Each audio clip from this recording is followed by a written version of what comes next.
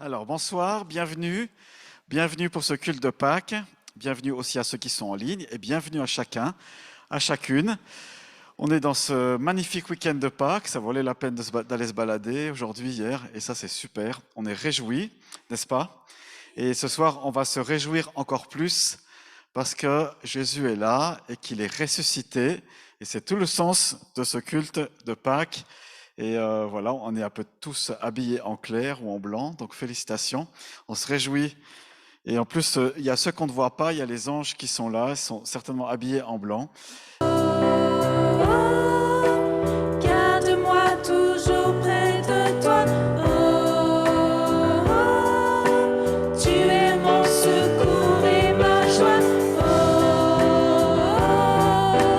Garde-moi toujours près de toi. Alors, bonjour à tous. Alors, le texte de la résurrection de Luc 24. Le dimanche matin, très tôt, les femmes vont vers la tombe. Elles apportent l'huile et les parfums qu'elles ont préparés. Elles voient qu'on a roulé la pierre et qui fermait la tombe. Elles entrent, Elles entrent, mais elles ne trouvent pas le corps du Seigneur Jésus. Elles ne savent pas ce qu'il faut penser. Tout à coup, deux hommes se présentent devant elles. Ils portent des vêtements très brillants. Les femmes ont peur et baissent la tête. Les deux hommes leur disent: « Pourquoi cherchez-vous parmi les morts celui qui est vivant ? Il n'est pas ici, mais il s'est réveillé de la mort. En effet, rappelez-vous ce qu'il vous a dit quand il était encore en Galilée. Le Fils de l'homme doit être livré au pouvoir des pécheurs. Ils vont le clouer sur une croix, et le troisième jour, il se relèvera de la mort. » Alors les femmes se souviennent des paroles de Jésus. Elles quittent la tombe, et elles vont raconter tout cela aux 11 disciples et à toutes les autres. Ces femmes, ce sont Marie-Madeleine, Jeanne, Marie la mère de Jacques et d'autres femmes encore. Elles racontent tout cela aux apôtres, mais les apôtres pensent qu'elles disent n'importe quoi. Ils ne les croient pas. Pourtant, Pierre se lève et court vers la tombe. Il se penche et voit seulement les linges qui ont entouré le corps. Il rentre chez lui, très étonné de ce qui est arrivé. Le même jour, deux disciples vont à un village appelé Emmaüs. C'est à 2 heures de marche de Jérusalem. Ils parlent ensemble de tout ce qui vient de se passer. Pendant qu'ils parlent et qu'ils discutent, Jésus lui-même s'approche et il marche avec eux. Les disciples le voient, mais quelque chose les empêche de le reconnaître. Jésus leur demande: « Vous discutiez de quoi en marchant ?» Alors les disciples s'arrêtent, ils ont l'air tristes. L'un d'eux, appelé Cléopas, lui répond: « Tous les habitants de Jérusalem savent ce qui est arrivé ces jours-ci. Et toi seul, tu ne le sais pas. » Il leur dit: « Quoi donc ?» Ils lui répondent: « Ce qui est arrivé à Jésus de Nazareth, c'était un grand prophète. Sa parole était puissante, et il faisait des choses extraordinaires devant Dieu et devant tout le peuple. Nos chefs des prêtres et nos dirigeants l'ont livré pour le faire condamner à mort. On l'a cloué sur une croix. Et nous espérions que c'était lui qui allait libérer Israël. Mais voici déjà le 3e jour depuis que c'est arrivé. Pourtant, quelques femmes de notre groupe nous ont beaucoup étonnés. Ce matin, très tôt, elles sont allées à la tombe. Elles n'ont pas trouvé le corps de Jésus et elles sont revenues nous dire: « Des anges se sont montrés à nous. Ils nous ont dit: Jésus est vivant. » Quelques-uns de notre groupe sont allés à la tombe. Eux aussi, ils ont tout trouvé comme les femmes l'avaient dit, mais Jésus, ils ne l'ont pas vu. Alors Jésus leur dit: « Vous ne comprenez rien. Votre cœur met beaucoup de temps à croire ce que les prophètes ont annoncé.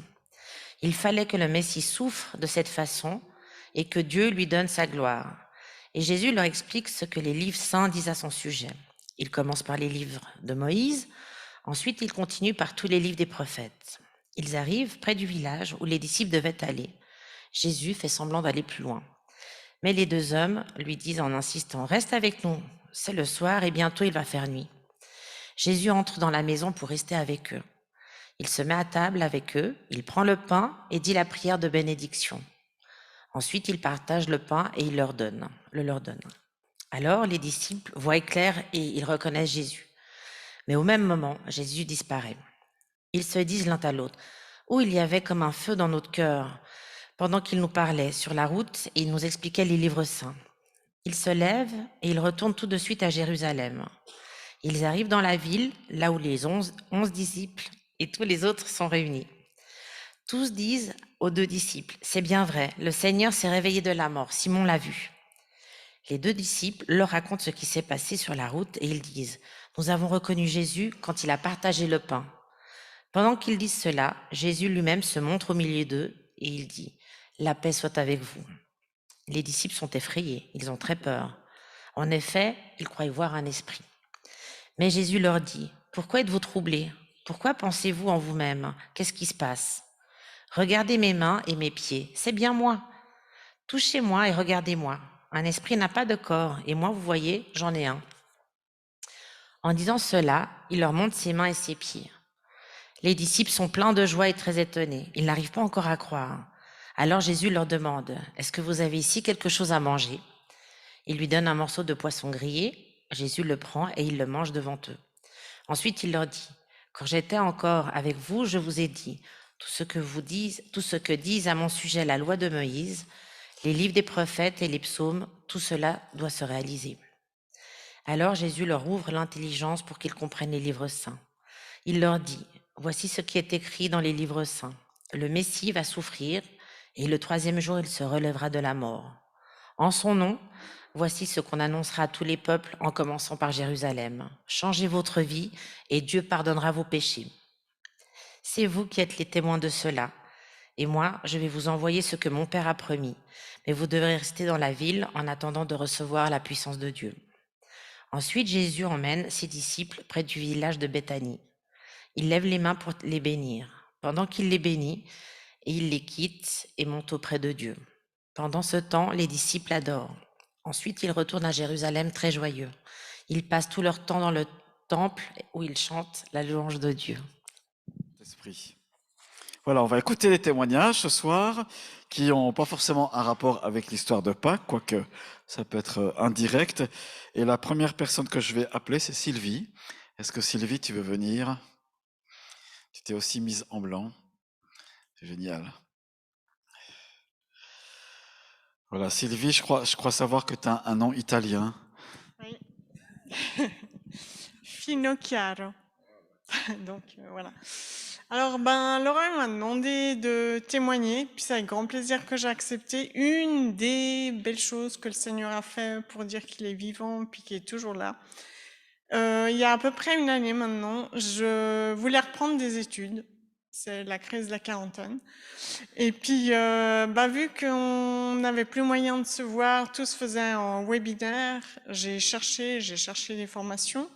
Puis je suis tombée sur quelque chose qui me parlait assez, mais c'était un master. C'est un peu costaud quand on travaille déjà. Et j'ai dit, Seigneur, si c'est ce que tu veux que je fasse, ouvre les portes ou ferme-les. Puis, en fait, il n'en a pas fermé une. Au contraire, il a bien grand ouvert toutes les portes. Et j'ai foncé. Bien que de temps en temps, on se compare, on perd espoir, on se dit c'est pas pour moi.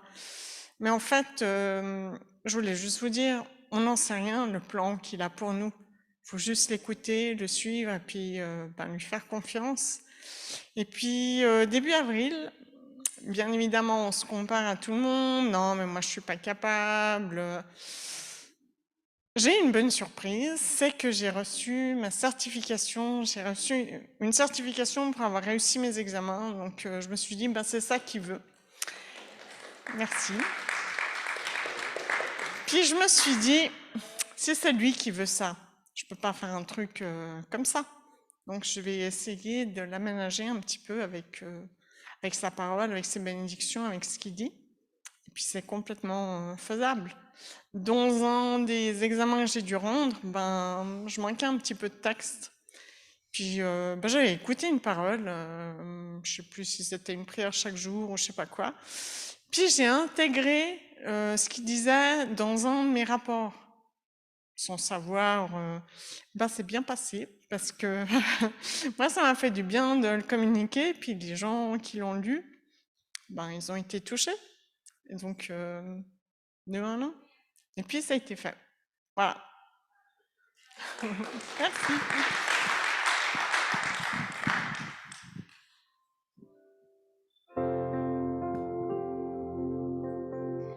Tes bontés se renouvellent chaque jour, chaque saison. Pour ceux qui te cherchent et craignent la splendeur de ton Saint-Nom. bonté se renouvelle chaque jour, chaque saison. Pour ceux qui te cherchent et craignent la splendeur de ton saint nom, tu es fidèle. Tu ne changes pas. Tu es fidèle.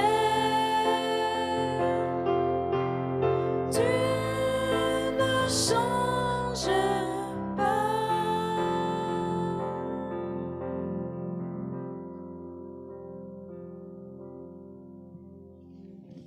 Merci beaucoup, Sylvie. Le Seigneur fait de toi une source de bénédiction. C'est ce qu'il a dit à Abraham. Et je suis convaincu de cette parole pour toi. Je suis le Dieu Tout-Puissant. Deviens donc une source de bénédiction. Super, en tout cas, on t'encourage. Bravo, félicitations. Et c'est encourageant. Maintenant, c'est Patrick. Est-ce que tu es là, Patrick? Patrick, est-ce que tu veux nous dire quelque chose? Ah, on va voir. Très bien. Merci, Patrick.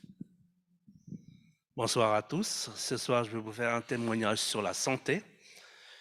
Donc, j'ai accepté le Seigneur en juin 2016 dans cette église. Et depuis, il s'est passé déjà en 2012, j'étais très atteint j'ai un problème de genou. Je devais me faire opérer et tout, mais Laurent a parlé tout à l'heure du COV. Moi, c'est plusieurs témoignages que je vais vous faire.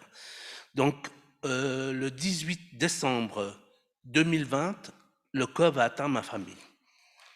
Et moi, donc aussi, j'étais très atteint, puisque le 31 décembre, j'étais hospitalisé. Et là, le Seigneur, il m'a sauvé les poumons. Les poumons. Je suis resté un jour. Le 31 décembre, je suis rentré à l'hôpital, et le lendemain, je suis sorti. Et après, mon employeur m'a mis un peu sur la sellette, parce que j'étais une personne à risque. Et après, je recommence le travail dans la même année. Et qu'est-ce qui m'arrive? Je prends les chevilles et les pieds, pas de téléphone, on appelle ça. C'est rétention d'eau due aux médicaments. Je ne pouvais plus mettre de souliers, plus rien du tout. Seigneur, il m'a laissé travailler 2 semaines. Et je suis de nouveau parti à l'assurance. Et après, avec d'autres examens, il a fallu reprendre cette histoire des genoux. Donc, je dois me faire mettre 2 prothèses dans chaque genou. Et le Seigneur, il a encore réagi. Merci, Seigneur. Il a dit, bon, je devais me faire opérer cette année, le 9 février, et opération annulée à cause du COVID, et aussi, j'avais plein d'examens préliminaires avant l'opération de la première prothèse. On me trouve un problème cardiaque. Bon, à mon âge, 60 et des poussières. Qu'est-ce que je fais? Je vais faire tous ces examens, et en plus, avant, j'ai oublié, j'avais eu un accident, donc je suis tombé sur la main droite. Et le Seigneur il était en train de me refaire la main droite parce que je devais me faire opérer aussi. Pas d'opération. Et après, pas d'opération du genou, ce problème de cœur. Je suis rentré le 28 février de cette année, lundi matin à 8h, pour une coronographie, pour voir mon cœur qui était soi-disant pas en forme. Mais le Seigneur a passé avant. Merci Seigneur. Donc, qu'est-ce qui s'est passé? Je suis rentré le matin à 8h, et le soir à 18h30, je suis sorti. Laurent m'avait appelé, c'était super. Voilà, donc, ceux qui sont avec le Seigneur, n'ayez pas peur, n'ayez pas peur. Si vous avez des bobos, le Seigneur est là pour vous. Alléluia, amen.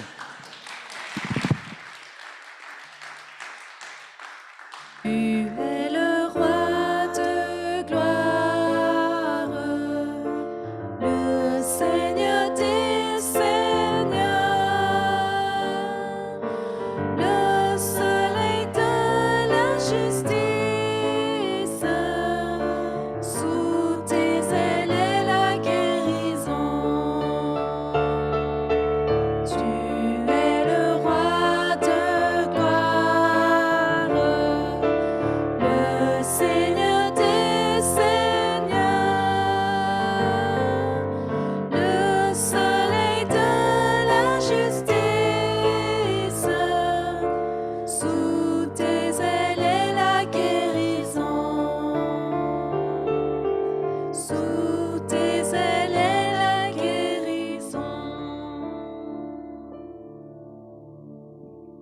c'est une promesse qui se trouve dans l'Ancien Testament, que pour ceux qui respectent Dieu, en fait, en se plaçant dans sa présence, il y a la guérison qui germe, qui est agissante.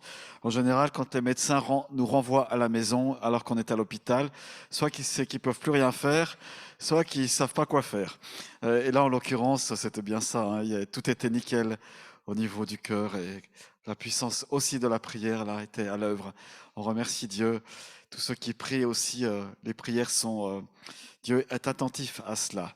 Donc on a entendu Sylvie qui nous a parlé que Dieu l'a remis en selle par rapport aux études, avec succès. Patrick qui, voilà, qui va bien, qui est en santé au niveau du moteur, n'est-ce pas? à 2 pistons, il y a 2 pistons là-dedans, hein, en tout 4. Ah, 4. 4, c'est mieux. 4 temps, ouais, tout à fait. Et un dernier témoignage, et c'est Mathias. Merci Mathias. Moi, j'ai un témoignage sur comment Dieu il a pourvu dans ma vie professionnelle en m'accordant un nouvel emploi en ce début d'année. Et ça faisait plusieurs mois en fait que je priais pour vraiment que Dieu me parle et pour pouvoir entendre sa voix, pour qu'il me dirige dans ma vie professionnelle. J'étais pas sûr d'être au bon endroit en fait dans mon ancien emploi. Ça faisait quelques mois, voire quelques années que j'avais des doutes si j'étais bien à ma place. Et Dieu, il m'a permis de progressivement entendre sa voix, il m'a parlé, et puis c'est ça que je voulais vous partager un petit peu. L'été passé, quand j'ai commencé à prier régulièrement pour ça, et il m'a donné ce mot départ, et j'ai reçu ça comme je savais pas exactement ce que c'était, je savais pas si c'était dans ma vie, dans quel domaine de ma vie c'était que j'allais prendre un nouveau départ grâce à lui. Et j'ai reçu par la suite le verset qui dit dans Hébreux 11:8, par la foi, Abraham a obéi à l'appel de Dieu qui lui ordonnait de partir pour un pays qu'il devait recevoir plus tard en héritage. Et il est parti sans savoir où il allait. Et donc progressivement, j'ai eu un peu une révélation. Au début, c'était très, très flou, mais Dieu, il m'a parlé au fur et à mesure. Et j'ai compris que je devais faire un pas un petit peu dans une direction où je savais pas laquelle. Et puis par la suite, j'ai aussi reçu la prière, j'ai reçu des paroles de Gilles et puis de mon papa, de Laurent, comme quoi je devrais faire un grand pas de foi et un pas de foi dans le vide. Et que je devais marcher par la foi et non par la vue, que Dieu allait pourvoir et me permettre d'aller plus loin comme ça. Donc moi j'ai pris ça en fait, j'ai compris ça de la part de Dieu avec la prière, avec mon épouse et puis en mettant ça devant Dieu dans la prière, j'ai compris que je devais démissionner de mon emploi actuel avant d'avoir un nouvel emploi, avant d'avoir une stabilité en fait. Donc j'ai pris cette décision là en octobre de quitter mon emploi, de démissionner. Et là, ça a été un moment pas facile parce qu'il fallait faire confiance à Dieu et s'attendre à lui pour savoir où est-ce qu'il me dirigeait. Et j'ai appris plusieurs choses pendant cette période-là, et c'était comme un temps de désert un petit peu, et en même temps, c'était un temps où j'avais l'impression que Dieu était tellement proche et que j'étais obligé de lui faire confiance pour différents domaines, pour le domaine des finances, de l'argent, pour le domaine aussi de pas s'inquiéter, de lui faire confiance. Et j'ai reçu ce commentaire aussi que j'ai tiré de la Bible Second 21. Dans le commentaire biblique, c'est écrit « Une foi qui suit Dieu uniquement lorsque tout va bien et que tous ses désirs sont satisfaits, une foi qui a besoin de récompense et de prospérité pour exister, c'est une foi vide. » Je vais y arriver. L'adversité détruit une telle foi, mais elle fortifie la foi véritable, car elle pousse les croyants à plonger plus profondément leurs racines en Dieu, pour résister à la tempête. Et c'est un peu ça que j'ai reçu. J'ai appris à rechercher sa volonté et non la mienne. Et à travers ça, je crois que Dieu il avait prévu de guérir certaines choses en moi, comme peut-être de l'inquiétude, du doute, le fait de ne pas lui faire confiance à 100%. Et ça a été une période qui m'a vraiment permis de faire ça. Et du coup, j'ai eu quelques mois sans emploi. Et après 3 mois, en fait, en février, j'ai trouvé un nouveau job. Et j'avais prié avec des critères assez précis parce que j'avais vraiment à cœur certaines choses. Et Dieu, il m'a répondu et il a exaucé tous ses désirs, en fait. C'est ça qui est impressionnant et c'est un peu comme la cerise sur le gâteau, c'est que non seulement j'avais l'impression de vraiment me diriger dans sa volonté, et en même temps il m'honorait en me donnant les désirs de mon cœur. Donc j'ai trouvé un job toujours dans la comptabilité, dans le domaine du sport. Et j'avais demandé à Dieu un 80% pour pouvoir m'occuper de ma famille, une journée par semaine en plus des week-ends. Et je l'ai reçu, et c'est aussi dans un milieu international que j'avais prié pour ça, pour être dans un milieu un peu plus international, où je pouvais aussi utiliser mon anglais et des choses de ce type-là. C'est un endroit, c'est un job avec, qui est vraiment favorable, avec des conditions qui sont très favorables, et il pourvoit financièrement à mes besoins, même à travers ces 80%, aux besoins de ma famille. Et voilà, je voulais juste lui rendre gloire pour ça, parce que c'est vrai que j'ai vraiment vu la main de Dieu, même dans une période un peu de désert. J'avais l'impression que Dieu il me tenait par la main et qu'il m'exauçait, qu'il exauçait mes prières. Et je voulais juste encore partager un verset qui m'a parlé dans Hébreux 11 aussi. C'est un peu paraphrasé, la foi, c'est la ferme assurance des choses qu'on espère, c'est une façon de les posséder, et c'est la démonstration de ce qu'on ne voit pas, un moyen d'être sûr de ces réalités invisibles. Voilà, donc gloire à Dieu, et je suis très reconnaissant pour ça. Merci. Si je me tais, oh, j'apprendrai à écouter la voix du bon berger. Quand je l'entends, oh, je comprends qu'il a payé pour ma liberté. Si je me tais, oh, j'apprendrai à écouter la voix du bon berger. Quand je l'entends, oh, je comprends qu'il a payé pour ma liberté. Quand je t'ouvre mon cœur, je te vois, Seigneur. Quand je t'ouvre mon cœur, je t'entends me parler. Et ta voix dans mon cœur toujours demeure. Et ta vie à chaque heure coule comme un torrent. Si je me Et il a quitté la mort. La mort n'a pas pu le retenir parce que le Saint-Esprit, qui est l'Esprit de vie, est venu en lui et l'a ressuscité puissamment. Il a donné un corps de glorieux, un corps magnifique. Alors, il n'était pas tout à fait reconnaissable tellement il était glorieux, ce corps. C'est en prévision du corps de résurrection aussi qu'on va avoir, que Dieu nous promet. Je veux juste ce soir nous rappeler, en fait, pourquoi on prend le repas du Seigneur. Jésus l'a institué lui-même, mais avant ça, eh bien, à un moment donné, dans le livre de l'Exode, ça nous est raconté, tous les Hébreux étaient esclaves en Égypte, dans le pays d'Égypte. Ce n'était pas leur terre d'origine. Le peuple hébreu était là dans l'esclavage. Pharaon dominait durement sur ce peuple. Et puis, vous avez peut-être vu les films qui montrent ça. Eh bien, le peuple était esclave. Il devait produire, toujours produire, dans l'acharnement du travail, du matin au soir, du soir au matin. Et voilà, l'esclavage était là. Et qu'est-ce qu'ont fait les Hébreux, comme tout bon juif sait le faire en cas de crise? Eh bien, il s'est crié à Dieu. Et Dieu dit dans Exode chapitre 6, « J'ai entendu la voix de mon peuple, j'ai entendu ses cris. » Dieu est attentif aux cris de souffrance qui étaient là. Et puis, il dit à quelqu'un, il dit « J'ai entendu les cris, et puis toi, tu y vas. » Et ce quelqu'un, c'est Moïse. Il aurait pu envoyer Jésus directement, c'était peut-être plus simple. Non, il fallait que ce soit quelqu'un d'autre en attendant que Jésus vienne, et c'est Moïse. Puis Moïse prétexte en disant mais moi je vais pas y aller, je suis qui, ma tête est mise à prise en Égypte, je vais pas y aller. Enfin bref, Dieu réussit à le convaincre. Si vous discutez avec Dieu en général, il va avoir le dernier mot, quasi tout le temps, même tout le temps. Donc même avec le diable, il a eu le dernier mot, même avec toi, avec moi, il sait nous résister. Pardon, Moïse va obéir. Et puis, il y aura ce phénomène extraordinaire des 10 plaies d'Égypte, les malédictions, et à un moment donné, ça sera le jour de la délivrance. Et les Hébreux vont quitter l'Égypte, le pays de l'esclavage, pour aller où? Chemin sans issue.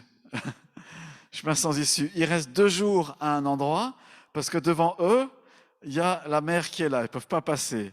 Ils sont je ne sais plus combien, 600 000 je crois, 600 000 personnes qui sont là, plus femmes et enfants, donc il y a beaucoup de monde qui est là, et puis Moïse, voilà, il invoque Dieu, le peuple commence à se dire, mais on était tellement mieux en Égypte, on avait au moins un peu à manger. Ouais, c'est fou ça, hein. Quelle pression il a dû avoir ce Moïse, mais Dieu intervient et il ouvre la mer pour que le peuple hébreu puisse passer de l'Égypte au pays promis. Ils n'ont pas pris un raccourci, ils auraient pu, mais ils ne l'ont pas fait. Et en fait, le repas de la Pâque, il vient de là. Au moment où il y a la délivrance, Moïse reçoit de Dieu qu'il faut instaurer la fête de Pâques. Et en tant que chrétien, on peut fêter la Pâque juive, il n'y a pas de souci par rapport à ça. Mais autrefois, à la période de Jésus, en fait, depuis longtemps, il faisait la Pâque et il la fêtait à Jérusalem. On ne pouvait pas la fêter en dehors de Jérusalem. Qu'est-ce qui se passait? Les pères de famille achetaient ou avaient un agneau d'1 an. Ils le prenaient avec eux. Ils allaient, tous les hommes, à Jérusalem, sur l'esplanade du temple. Et à un moment donné, donc c'était un grand parvis, qui n'existe plus aujourd'hui, un grand parvis qui était là. Tous les hommes avec le mouton d'1 an étaient là, devant les prêtres. Et à un moment donné, on fermait les portes. Il y avait les hommes, les brebis, les moutons qui étaient là, les prêtres qui étaient là. On faisait la prière. Et à un moment donné, tous les hommes passaient devant les prêtres et les moutons étaient égorgés. Le sang coulait. L'agneau pascal, ça vient de là, l'agneau de Pâques. Et j'en ai un, et depuis ce jour-là, la Migros a décidé d'avoir des agneaux Pascal, ça c'est comment pour Pascal. Pascal. Donc on peut encore en acheter aujourd'hui. Tradition chrétienne qui est là. Et en fait, donc c'est une sainte scène un peu allongée. Vous n'allez pas forcément manger l'agneau tout à l'heure, quoique si vous voulez, vous pouvez le faire. Ça ne me gêne pas. Mais on est là pour se rappeler que en fait, quand Dieu a institué au temps de Moïse la Pâque, c'était en attendant quelque chose. Si on habitait aujourd'hui en Israël, il y a la fête de Pâques qui approche, je crois que c'est dans 2 semaines, il me semble, je ne suis pas tout à fait sûr, eh bien, on fêterait Pâques en famille. Il y a la synagogue et c'est une fête de famille aujourd'hui. Et il y a tout un rituel qui est là, avec les différentes coupes, ça s'appelle le Seder, le repas de la Pâque. Au temps de Jésus, c'est la même chose. Et ce qui est extraordinaire avec la religion juive, c'est que cette religion, elle perdure. Malgré les persécutions, malgré tout ça, ça a failli passer à la trappe, mais c'est toujours là, le même rituel. Mais ce que Moïse a reçu pour instituer la Pâque, c'était en préfiguration de ce qui allait venir. Et qu'est-ce qui allait venir? C'est Jésus qui est mort. C'est lui l'agneau de Dieu, c'est l'apôtre Jean qui dit ça. Jésus est l'agneau de Dieu qui ôte le péché du monde. Il n'y a plus besoin de faire des sacrifices d'agneaux. De toute façon, à Jérusalem, il n'y a plus le temple, il y a la mosquée qui est dessus, il y a juste un bout de mur qui reste de soutènement du temple de Hérode, donc voilà, qui a 2000 ans. Mais on ne peut plus sacrifier l'agneau, et c'est tant mieux, parce que maintenant, il nous faut regarder au Seigneur Jésus-Christ, qui est mort pour nos péchés. Il a été crucifié. C'est l'immolation, je ne sais pas si ça se dit comme ça, le fait qu'il a été immolé pour nos péchés. Et ceux qui connaissent la grammaire, là, il est dit qu'il est la victime expiatoire pour nos péchés, pour nos fautes. Parce qu'il fallait que le sang coule. On ne peut pas être pardonné par Dieu s'il n'y a pas une vie en échange. C'est ce que rappelle le sang, le vin ici, pardon, qui nous rappelle le sang de Jésus-Christ. Le sang, il a coulé. On va boire ce vin qui nous rappelle vraiment que le sang de Jésus, il lave nos péchés et il nous purifie. Le pain qui est là, c'est la même chose aussi. Ça représente le corps de Jésus. Donc, il a donné sa vie pour toi et pour moi. Et c'est un échange. Et si tu crois ça, alors tu peux recevoir la vie éternelle. Et je reviens un peu à la religion juive, qui est les prémices de ce que nous, on a aujourd'hui. Eh bien, à chaque Pâques, à chaque fois qu'ils font le Seder, le repas de la Pâque, c'est comme s'ils étaient en Égypte, la génération d'aujourd'hui, comme s'ils étaient en Égypte, et ils sont sortis d'Égypte. Et c'est toujours actuel. Et quand on prend le repas du Seigneur, on se rappelle qu'on était dans l'Égypte, sous le piège des ténèbres, et peut-être que tu l'es encore aujourd'hui, mais en prenant le repas, en croyant en Jésus, alors la vie éternelle, elle jaillit, et elle t'est offerte, elle nous est offerte, elle nous est donnée. Et la vie éternelle, c'est pas rien. C'est pas rien, c'est le lieu de délice, le lieu extraordinaire dont la Bible nous parle. Et Jésus a dit, je vais vous préparer une place. Jésus nous a précédés.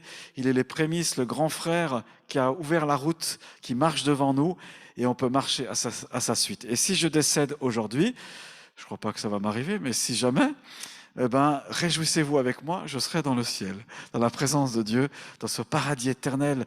Dans la Bible, nous décrit assez peu de choses, si ce n'est que la présence de Dieu est tellement extraordinaire qu'il n'y a plus d'électricité, il n'y a plus besoin.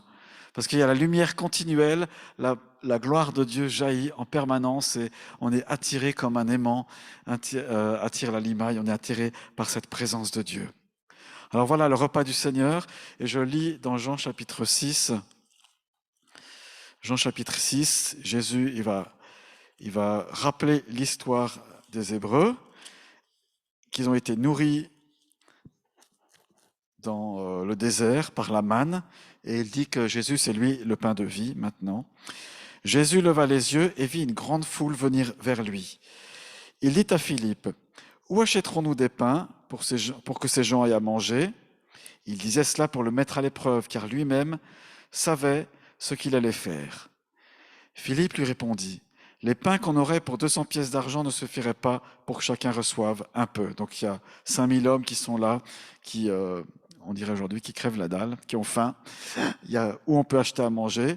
Et Jésus, voilà, il prend 5 pains, quelques pains, 5 poissons, et il multiplie. C'est ramassé après dans des corbeilles, tellement il y en avait, il y avait beaucoup de reste. Tout le monde peut manger. Et juste à ce moment-là, Jésus prend ce miracle qu'il vient de faire pour dire, vous savez, le pain de vie, c'est moi. Celui qui me mange spirituellement, il aura la vie éternelle. Celui qui croit en moi, il aura la vie éternelle.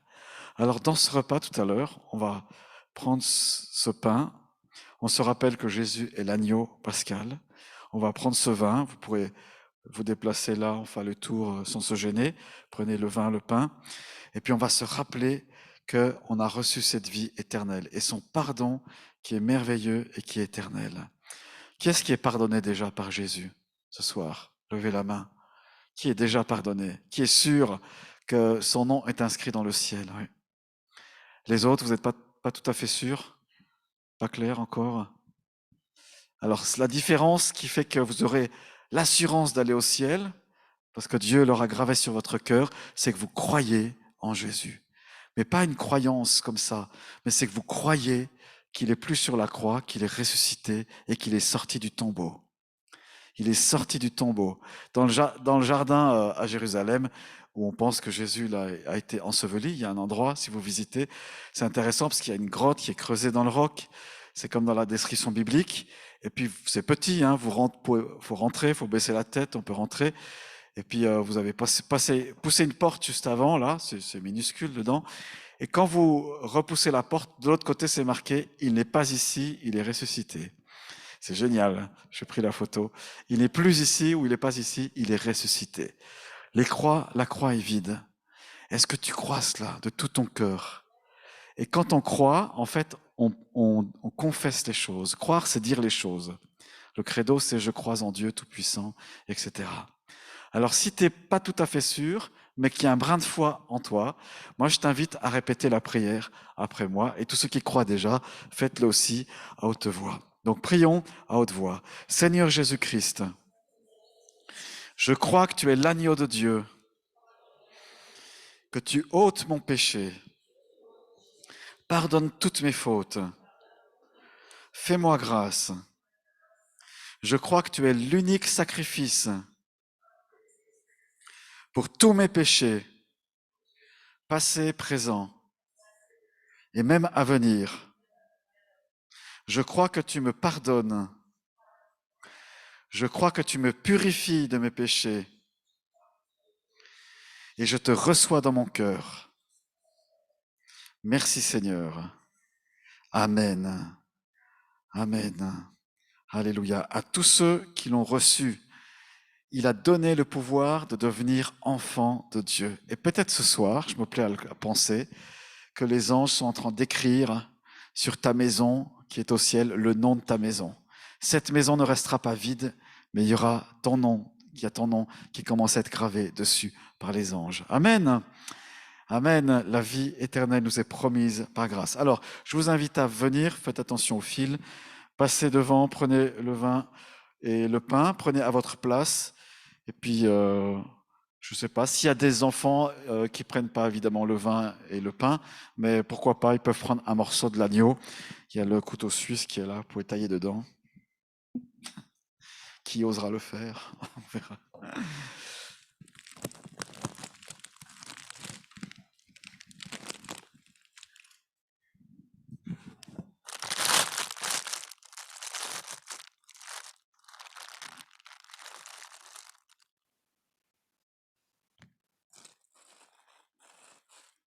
Voilà, avancez-vous seulement. Et...